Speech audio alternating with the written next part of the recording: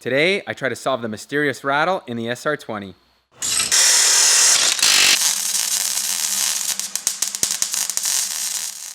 If you watched the last dyno video of the SR20, you'll know that there was a bit of a rattle, and I mentioned it that I was gonna fix it, and I've already gone ahead and replaced the timing chain tensioner with a MazWorks manual one, and guess what? That didn't fix it. I also took off the top timing chain guide that is supposedly an issue and can also rattle, so I've removed that, and that didn't fix the rattle. I also went ahead and replaced all the lifters, and that as well didn't fix it. So I'm kind of at a bit of confusion as to what I need to do next. Some of you mentioned, oh, it's the VTC. So I dug into my stockpile and found a camshaft with a spare VTC gear. So I'm gonna go ahead and replace this, as it's kind of my last hope to figure out the rattle.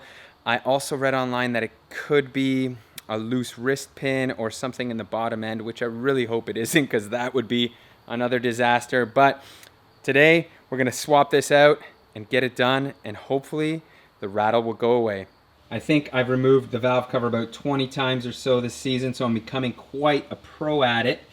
My job here is to replace this VTC gear, and that means removing the camshaft. So I've got to set the engine to top dead center and then remove the tensioner. That's the MazWorks one.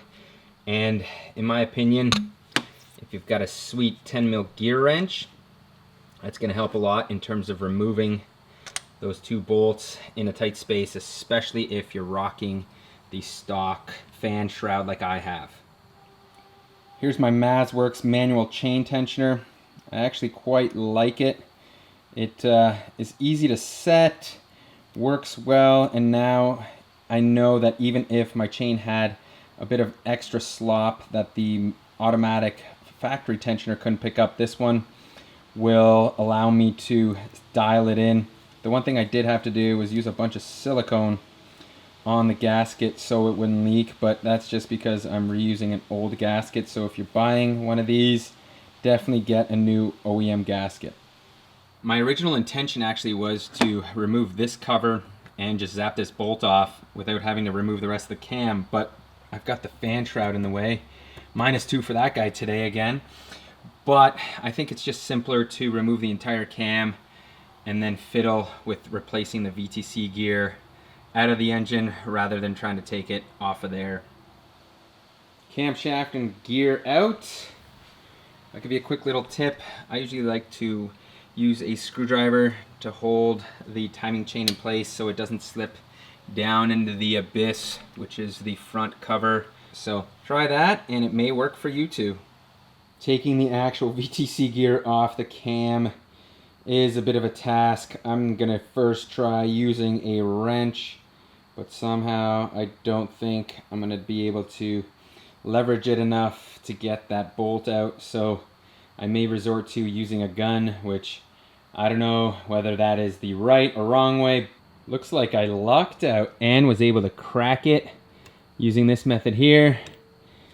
Oh, thank goodness. I was a little nervous I was gonna have to use a gun, which I don't think is ideal because of the vibrations. Nevertheless, this is off, so now it's time to swap over to the other one. I will mention this is a used unit, so who knows if it's actually functional. I do remember the last car or the engine that it came off of, and I didn't have any rattling, so I'm just gonna assume and use this as a working replacement.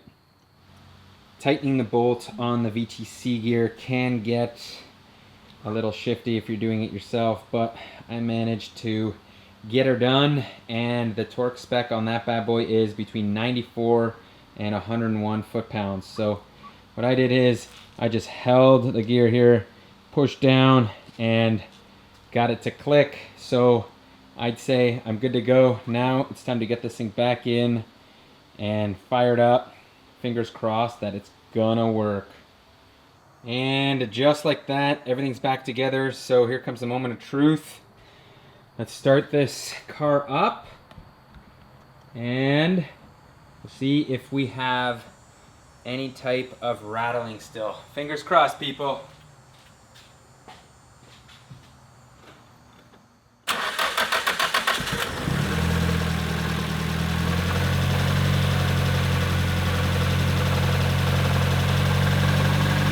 running, that's a good thing.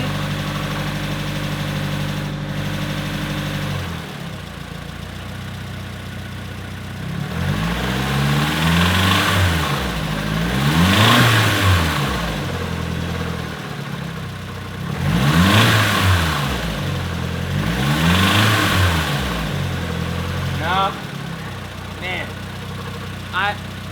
I don't know what it is, but there's still a noise, Jesus.